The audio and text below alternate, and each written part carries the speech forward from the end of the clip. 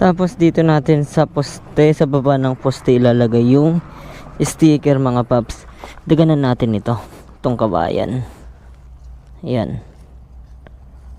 Dinaganan ko mga paps, daganan kong bato. Ayan. Dito sa poste ko niliwan yung sticker. And then dito sa may kawayan yung tape.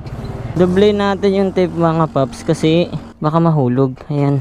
Hindi ko ito mga paps, ito Sitio Fabrica Purok 5. Ito siguro yung sitio ng barangay, pero hindi ko alam kung anong barangay ito mga paps.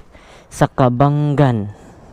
Malawak na daan pero hindi pa asfaltado mga paps. Iniwan natin dito sa may kawayan. Dito natin iniwan. Tapos yung sticker dito mga paps. Ayan.